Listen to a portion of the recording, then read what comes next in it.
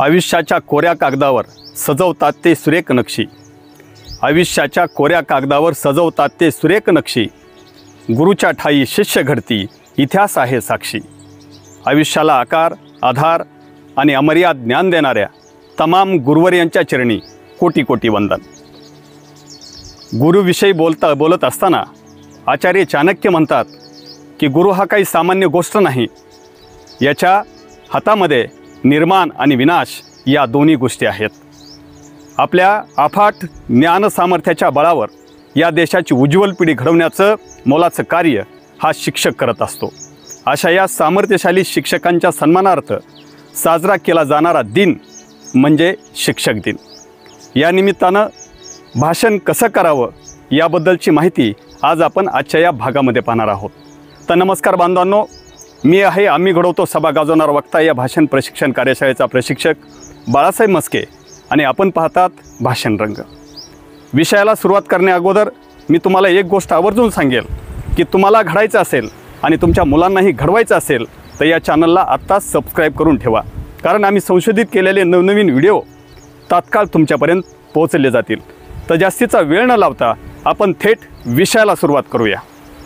शिक्षक असो किंवा विद्यार्थी यांनी या भाषणाची सुरुवात दमदार शायरीने किंवा चारोळीने करावी. या भाषणाची सुरुवात आपण अशाच एका दमदार शायरीनं या ठिकाणी करणार आहोत. हे भाषण करत असताना आपण भाषणाची सुरुवात करताना म्हणूया की बंद हो जाए सब दरवाजे, नया रास्ता दिखाते हे गुरु. बंद हो जाए सब दरवाजे, नया रास्ता दिखाते हे गुरु. सिर्फ किताबी ज्ञान ही नहीं, जीवन जीना सिखाते हे गुरु. चिखलाच्या गोळ्याला आकार देणारा, कणाकणांनी ज्ञान वाढवणारा, छोट्या मोठ्या संस्कारांनी जीवन फुलवणारा माणसाच्या रूपातील भगवंत म्हणजे शिक्षक. अशा या भगवंताच्या चरणी शतशः नमन. आणि समोर उपस्थित असणाऱ्या विद्यार्थी मैत्र आणि मैत्रिणींना माझा सप्रेम नमस्कार. बांधवांनो, संपूर्ण जगामध्ये शिक्षक दिन हा 5 ऑक्टोबरला साजरा केला जातो, परंतु आपल्या भारत देशामध्ये हा शिक्षक दिन 5 सप्टेंबरला साजरा केला जातो. म्हणजे जागतिक शिक्षक दिनाच्या 1 महिना अगोदर हा शिक्षक दिन आपण 1 महिना अगोदर या ठिकाणी साजरा करतो. आपल्या भारत देशामध्ये शिक्षक दिन हा 1962 सालापासून साजरा केला जातो. हा शिक्षक दिन भारताचे पहिले उपराष्ट्रपती आणि भारताचे दुसरे राष्ट्रपती डॉक्टर सर्वपल्ली राधाकृष्णन यांच्या जन्मदिनाच्या निमित्तानं आपण या ठिकाणी साजरा करतो. डॉक्टर सर्वपल्ली राधाकृष्णन हे राष्ट्रपती होण्याच्या अगोदर शिक्षक होते आणि त्यांनी शिक्षक असताना शिक्षकीय पेशातील 40 वर्षाच्या काळामध्ये शैक्षणिक क्षेत्रामध्ये मोलाचं योगदान दिलेलं आहे. डॉक्टर सर्वपल्ली राधाकृष्णन यांचा जन्मदिवस शिक्षक दिन म्हणून साजरा केला जातो.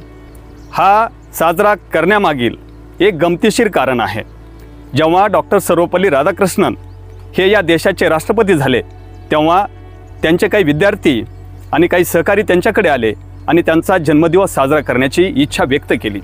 त्यावेळेला सर्वपल्ली राधाकृष्णन म्हणाले की माझा जन्मदिवस हा साजरा न करता तो दिवस शिक्षक दिन म्हणून साजरा केला तर मला जास्त आनंद होईल. आणि त्या दिवसापासून या संपूर्ण भारतातील शाळा आणि कॉलेजमध्ये 5 सप्टेंबर हा दिवस शिक्षक दिन म्हणून या ठिकाणी साजरा केला जातो. शिक्षक दिन या दिवसाचं एक आगळं वेगळं महत्त्व आहे.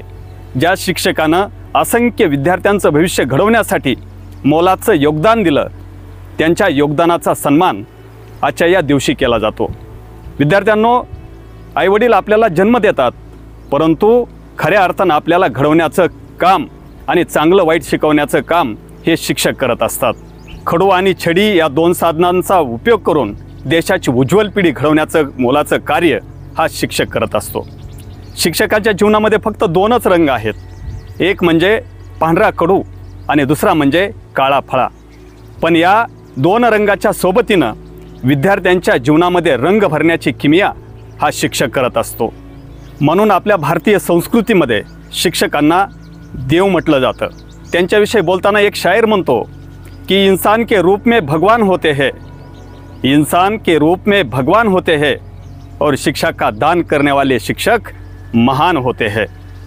शिक्षक या 3 अक्षरामध्ये खूप मोठा अर्थ सामावलेला आहे. सी म्हणजे शिस्त, क्ष म्हणजे क्षमा आणि क म्हणजे कर्तव्य. शिस्त, क्षमा, कर्तव्य म्हणजे शिक्षक. प्रत्येक प्रश्नाचं उत्तर म्हणजे शिक्षक. अनंत अडचणीवर मात करण्याची युक्ती म्हणजे शिक्षक. आणि सर्वोत्तम नीतिमूल्यांचं भंडार म्हणजे शिक्षक. कोणताही शिक्षक विद्यार्थ्यांचं उज्ज्वल भविष्य घडवण्यासाठी प्रयत्नशील असतो. मग तो विद्यार्थी सामान्य असला तरी त्याला असामान्य बनवण्यासाठी शिक्षक हा अथक परिश्रम घेत असतो. जगाच्या स्पर्धेमध्ये टिकून राहण्यासाठी विद्यार्थ्यांना भक्कम बनवत असतो. तुम्हा सर्वांना जपान हा देश माहिती असेल. या देशामध्ये कुंफू आणि कराटे या कलेला अनन्यसाधारण महत्त्व आहे. या देशातील प्रत्येक विद्यार्थ्यांना वाटतं की मी कुंफू कराटेमधील मास्टर बनावं.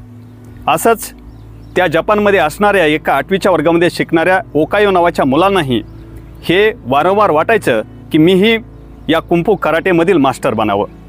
आणि तो एक दिवस शाळेमध्ये जात असताना एका भरधाव कारने त्याच्या सायकलला टक्कर दिली आणि मोठा अपघात झाला. हा अपघात एवढा भयंकर होता की या ओकायोचा डावा हात या ठिकाणी निकामी झाला आणि तो खांद्यापासून तोडून टाकावा लागला.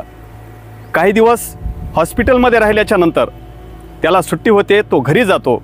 घरीही काही महिन्याचा आराम घेतो आणि पुन्हा हा ओकायो नित्यनेमाने दररोज शाळेत जायला लागतो. परंतु या ओकाईच्या मनामध्ये एक इच्छा असायची की मी या कुंफू कराटेमधलं मास्टर व्हावं. तो शाळेमधून घरी आला की आई वडिलांसमोर हट्ट धरायचा की मला एका मास्टरकडे घेऊन जा, मला कुंफू कराटे शिकायचं आहे.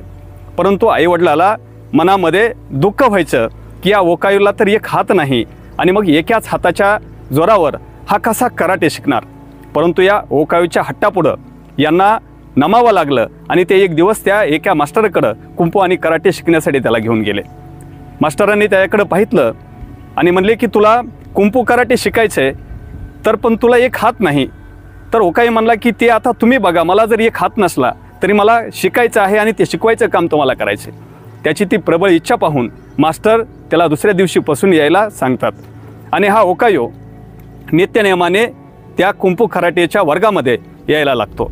पहिल्या दिवशी आल्याच्याच नंतर मास्टर त्याला एक स्पंच मारण्याचा डाव त्या ठिकाणं टेक्निक त्याला शिकण्यासाठी देतात आणि त्याला त्याचा सराव करायचं सांगतात.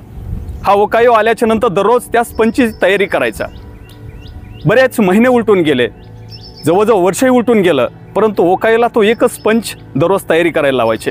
एक दिवस ओकायो मास्टरकडे गेला आणि म्हणाला की गुरुजी, तुम्ही सर्व मुलांना वेगवेगळे स्पंच शिकवण्याची तयारी करण्यासाठी तुम्ही देता, परंतु मला एकट्यालाच एका स्पंचची तयारी करण्याचं असं का, मला दुसरा स्पंच द्यायचा नाही का. त्यावेळेस गुरुजी म्हणाले की ओकायो, याच स्पंचमध्ये अगोदर तू महारत हासिल कर, त्याच्यानंतर मी बाकीच्या गोष्टी तुला सांगेल.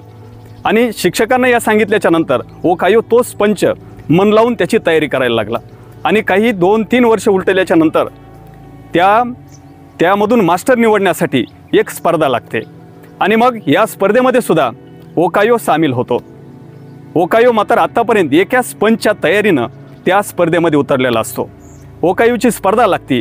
पहिल्या राऊंडमध्ये ओकायो ती स्पर्धा पहिला स्पर्धकाला हरून जिंकतो. दुसऱ्याही राऊंडमध्ये ओकायो जिंकतो. तिसऱ्याही राऊंडमध्ये जिंकतो. पण चौथा राऊंड ज्यावेळेस येतो त्यावेळेस मात्र एक शक्तिशाली, अत्यंत चलाख, हुशार आणि शरीराने बळकट असणारा स्पर्धक त्याच्यासमोर येतो आणि या ओकायोची स्पर्धा त्याच्यासोबत लागते. आणि जेव्हा सामना चालू होतो त्याच वेळेला हा बलशाली असणारा स्पर्धक या ओकायोवरती जोराचा अटॅक करतो आणि काही स्पंचामध्येच हा ओकायोला घायाळ करून टाकतो. त्याच वेळेला त्या स्पर्धेमध्ये असणारे रेफरी तो सामना थांबवतात, ओकायोच्या जवळ जातात आणि त्याला म्हणतात की ओकायो, तू या स्पर्धेतून बाहेर हो, तू खूप घायाळ झालेला आहेस आणि या विरोधी स्पर्धकाला आपण विजेता घोषित करू. परंतु या ओकायोचे शिक्षक त्या ठिकाणी येतात आणि म्हणतात की हा सामना शेवटपर्यंत जाईल, हारजीत हा सामन्याचा शेवट ठरेल. आणि पुन्हा एकदा हा सामना सुरू होतो.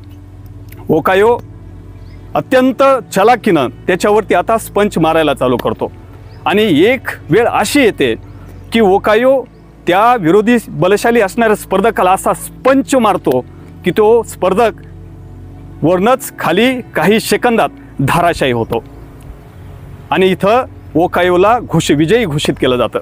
त्यावेळेला एकच त्या प्रेक्षकामधून जल्लोष उठतो आणि त्याला खांद्यावरती घेऊन मिरवायला लागतात. त्याच वेळेस हा ओकायो शिक्षकाजवळ जातो आणि शिक्षकाचं दर्शन घेऊन त्याला म्हणतो की गुरुजी, मी सामना हा कसा जिंकलो हेच मला काही कळत नाही, कारण की मी एवढ्या दिवसामध्ये फक्त एकाच पंचाची तयारी केलेली होती. त्यावेळेस शिक्षक त्याला सांगतात की ओकायो, हा सामना जिंकण्याच्या 2 गोष्टी आहेत, यामुळे तो सामना जिंकलेला आहे. एक म्हणजे हा जो स्पंच आहे हा जगातील सर्वात शक्तिशाली स्पंच आहे आणि यामध्ये महारत हासिल करणं हे सर्वसाधारण माणसाला शक्य नाही, त्यामध्ये तो एक महारत हासिल केलेली आहे. आणि दुसरी गोष्ट म्हणजे या स्पंचपासून वाचायचं असेल तर पुढल्याला डावा हात धरून खाली आपटावं लागतं आणि इथं मात्र तुला डावा हातच नाही, त्यामुळे तू हा सामना जिंकलास. यामधून मला एवढंच सांगायचं आहे की शिक्षक हा विद्यार्थ्यांच्या कमजोऱ्या बलस्थाना हा नीट पारखून घेतो आणि या उणिवा, या कमजोऱ्या कमतरता बाजूला करून शिक्षक हा विद्यार्थ्यांना शक्तिशाली बनवण्याचं काम करतो. म्हणूनच या देशामध्ये भगवंताच्या रूपासोबत भगवंताच्या एवढ्या ताकदीचं हे शिक्षकांना मानलं जातं. शाळेमध्ये आपल्याला लघुकोन, काटकोन, त्रिकोण, चौकोन हे कोन शिकवले जातात, परंतु या सर्व कोनांच्या नंतरही शिक्षक आपल्याला एक महत्त्वाचा कोन शिकवतो आणि तो कोन म्हणजे दृष्टिकोन. अनेक अडचणीला अत्यंत सुलभ आणि सोप्या पद्धतीनं समजून सांगण्याचं कसब हे शिक्षकाच्या अंगी असतं. एकदा एक शिष्य गुरुकडे गेला आणि गुरुला विचारलं की आज आपल्या जीवनाचं मूल्य काय आहे. त्यावेळेला गुरुजीनं स्वतःजवळ असणारा एक चमकणारा दगड त्याच्या हातामध्ये ठेवला आणि त्याला सांगितलं की हा दगड घेऊन तू बाजारामध्ये जा आणि या दगडाची किंमत माहिती करून घेऊन ये आणि लक्षात ठेव, हा दगड मात्र विकायचा नाही. हा शिष्य हा चमकणारा दगड घेऊन बाजारामध्ये जातो. एक फळ विक्रेत्याच्या जवळ जाऊन त्याला तो दगड विकायचा आहे असं सांगतो आणि त्याच वेळेस तो फळ विक्रेता त्याला म्हणतो की या दगडाचे मी तुला 10 पेरू देईल. त्यानंतर तो दगड घेऊन भाजी विक्रेता करणाऱ्या एका भाजी विक्रेत्याकडे जातो आणि त्याला तो दगड दाखवून म्हणतो की हा मला दगड विकायचा आहे. तर त्यावेळेस हा भाजी विक्रेता म्हणतो की या दगडाची मी तुला 1 पोतभर भाजी देईल. तो दगड तसाच हातामध्ये घेऊन एका सोनाराकडे जातो आणि सोनाराच्या दुकानामध्ये जाऊन म्हणतो की मला हा दगड विकायचा आहे. तर त्यावेळेस तो सोनार तो दगड घेऊन आजूबाजूने उलटून पालटून पाहतो आणि त्याला म्हणतो की मी तुला या दगडाचे 2 लाख रुपये देईल. तो दगड पुन्हा परत वापस घेतो, विकायचा नाही म्हणून सांगतो आणि तो दगड घेऊन एक हिरे व्यापारी ज्वेलरी असणाऱ्या माणसाकडे जातो आणि त्याला तो दगड दाखवतो आणि त्याला म्हणतो दगड दाखवतो आणि तो दगड पाहताच हा जो ज्वेलरी आहे हा एकदम हरकून जातो. तो आपल्याजवळ असणारं नवं कापड खाली हातरतो, त्याच्यावरती तो हिरा ठेवतो, त्याच्या बाजूने प्रदक्षिणा घालतो, हात जोडतो आणि त्याला म्हणतो की अरे हा दगड नाही तर हे एक अमूल्य रत्न आहे, हे रत्न कुठून आणलंस, कारण याची किंमत जरी करायची म्हटलं तरी याची किंमत करता येत नाही. तो दगड घेतो, चमकणारा तो दगड घेऊन पुन्हा हा शिष्य गुरुकडे येतो आणि बाजारामध्ये ज्या घटना घडल्या त्याविषयी गुरुला सांगतो की मी जेव्हा फळवाल्याकडे गेलो त्यावेळेस त्यांनी मला 10 पेरूमध्ये हा दगड मागितला. जेव्हा मी भाजीवाल्याकडे गेलो तेव्हा त्यांनी मला एका पोताभर भाजीमध्ये हा दगड मागितला. जेव्हा मी सोनाराकडे गेलो तेव्हा त्या सोनारांनी मला 2 लाखामध्ये हा दगड मागितला आणि जेव्हा मी या जोहरीकडे गेलो त्यांनी मात्र सांगितलं की हा दगड अत्यंत अमूल्य आहे, याची किंमत होऊ शकत नाही.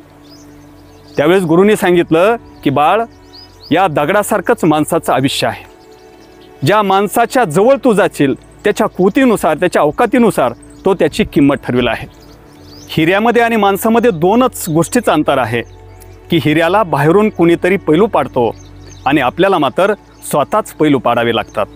तो सुद्धा स्वतःला पैलू पाडून स्वतःची चमक वाढव, तुझी किंमत करणारे या जगामध्ये मिळून जातील. एवढ्या सोप्या आणि साध्या गोष्टीमध्ये समजून सांगणारा या विश्वामधील कोण असेल तर तो आहे एकमेव शिक्षक. कधीकधी विद्यार्थ्यांना समजून घेण्यामध्ये शिक्षक कमी पडतो. याचा अर्थ असा होत नाही की शिक्षकाला काही कळत नाही, पण जेव्हा विद्यार्थ्याबद्दल या काही चांगल्या गोष्टी शिक्षकाला कळतात त्यावेळेस शिक्षकाच्या मनामध्ये या विद्यार्थ्याविषयी चांगल्या भावना निर्माण होतात आणि अशा विद्यार्थ्याच्याबद्दलचा शिक्षकाचा आदर वाढतो आणि शिक्षक गर्वाने सांगतो की हा माझा विद्यार्थी आहे. कौरव आणि पांडव द्रोणाचार्याच्या आश्रमामध्ये राहून शिक्षण घेत होते. एक दिवस या द्रोणाचार्यांना काही कामानिमित्त बाहेर जावं लागत होतं आणि त्यावेळी साऱ्या शिष्यांना जवळ बोलून घेतलं आणि त्यांना सांगितलं की मी काही कामानिमित्त बाहेरगावी चाललेलो आहे, मला यायला 15 दिवस लागतील, तोपर्यंत तुम्ही काही पाठांचा अभ्यास करून ठेवा, मी आल्याच्या नंतर तुम्हाला विचारेल. आणि द्रोणाचार्य गावाला निघून गेले. 15 दिवसाचा काळ उलटल्याच्या नंतर द्रोणाचार्य पुन्हा आश्रमामध्ये आले आणि आल्याच्या नंतर साऱ्या विद्यार्थ्यांना जवळ बोलून त्यांनी विचारलं की कुणी काय काय अभ्यास केला आहे. प्रत्येकजण आपापला अभ्यास सांगत होता, काही बडाया मारून सांगत होते आणि सांगत असतानाच शेवटी धर्मराजाचा नंबर आला. त्यावेळेला द्रोणाचार्यांनी धर्मराजाला विचारलं की युधिष्ठिर, तू काय अभ्यास केलास? तर त्यावेळेस युधिष्ठिर म्हणाला की गुरुजी, वेळ कमी होता म्हणूनच मी फक्त एकाच वाक्याचा अभ्यास केलेला आहे, कारण की एवढ्या कमी वेळामध्ये जास्त अभ्यास करणं माझ्याच्याने शक्य झालं नाही. हे असं ऐकताच द्रोणाचार्याला त्या धर्मराजाचा प्रचंड राग आला आणि त्याला म्हणाले की अरे मूर्ख आहेस का तू, इतका आळशी, 15 दिवसामध्ये तू जर एका वाक्याचा अभ्यास करतो म्हणजे? त्यावेळी धर्मराज म्हणाला की गुरुजी, माझा नाईलाज होता, कारण की एवढ्या दिवसामध्ये जास्तीचा अभ्यास करणं शक्य नव्हतं. त्यानंतर मात्र द्रोणाचार्याचा पार आता आणखीनच चढला आणि द्रोणाचार्याला शांत पाहून धर्मराजा म्हणाला की गुरुजी, खरोखरच सांगतो की मला एवढ्या कमी वेळामध्ये जास्तीचा अभ्यास करणं जमलं नाही. आता मात्र द्रोणाचार्यांचा राग आवरेना आणि त्यांनी मागे पुढे न पाहता थेट धर्मराजाच्या कांसिलामध्ये भडकावून दिली. तरीही धर्मराजा शांतपणे त्यांच्यासमोर उभाच होता, त्याच्या चेहऱ्यावरती कसलेही भाव नव्हते. यानंतर मात्र द्रोणाचार्य खजील झाले. त्यांना वाटलं की धर्मराजा हा काही बोलत नाही, याचा पाठीमागं काहीतरी असावं. आणि जेव्हा त्यांनी धर्मराजाला विचारलं की तू एका वाक्याचा अभ्यास केला तर मग ती वही घेऊन ये, धर्मराजा गेला, त्यांनी वही आणली आणि जेव्हा द्रोणाचार्याच्या समोर धरली आणि द्रोणाचार्यांनी ते वाक्य वाचलं तर त्यांनासुद्धा त्या धर्मराजाबद्दल आदर निर्माण झाला. आणि ते वाक्य होतं की कोणत्याही परिस्थितीमध्ये कसलाही राग येऊ द्यायचा नाही. आणि या एका वाक्याच्या कसोटीवर धर्मराजा मात्र खरा उतरला होता. यामधून एवढंच सांगायचं आहे की फक्त नुसतं ज्ञान वाढवून याला काही अर्थ राहत नाही. नुसतं ज्ञान वाढवून फक्त याचा आउटपुट मिळत नाही. तर आपण जर आपलं ज्ञान वाढवलं तर ते वाढवलेलं ज्ञान जर कृतीत उतरलं तर त्याला खरा अर्थ आहे. म्हणजे या जी गोष्टी आहेत, या गोष्टी जेव्हा शिक्षकांना कळतात तेव्हा मात्र शिक्षकाच्या मनात विद्यार्थ्याचा गर्व वाटतो. विद्यार्थी मित्रांनो, शिक्षक हा एक अनुभवाचा विद्यापीठ आहे. त्यांनी सांगितलेल्या गोष्टीचं जर आपण तंतोतंत पालन केलं तर निश्चितपणे तुमच्या पायावर यश हे लोळण घेतल्याशिवाय राहणार नाही. अशा या सामर्थ्यशाली शिक्षकाबद्दल पुनश्च एकदा विनम्रतापूर्वक नमन करतो आणि शेवटी वाणीला विराम देताना एवढंच म्हणतो कि जिसके मन में गुरु के लिए सम्मान होता है, जिसके मन में गुरु के लिए सम्मान होता है, उसके कदमों में एक दिन ये सारा जहान होता है. तर अशा पद्धतीनं आपण शिक्षक दिनाच्या निमित्तानं भाषण करावं. या जी भाषणाची पहिली भूमिका आहे ती भूमिका म्हणजे विद्यार्थ्यांचं भाषण आहे. आणि हे संपूर्ण जी भाषण आहे, हे संपूर्ण भाषण म्हणजे शिक्षकाचं भाषण आहे. म्हणजे 2 in 1 या गोष्टी या भाषणामध्ये दिलेल्या आहेत. तर तुम्हाला हा व्हिडिओ जर आवडला असेल तर एक लाईक नक्की करा. हा व्हिडिओ कसा वाटला हे कमेंट करून सांगा. आणि असेच नवनवीन दर्जेदार व्हिडिओ मिळवण्यासाठी या चॅनलला सबस्क्राईब करून ठेवा. तर पुन्हा भेटूया नवीन दिवशी नवीन विषय घेऊन. तोपर्यंत जय हिंद, जय भारत, जय महाराष्ट्र.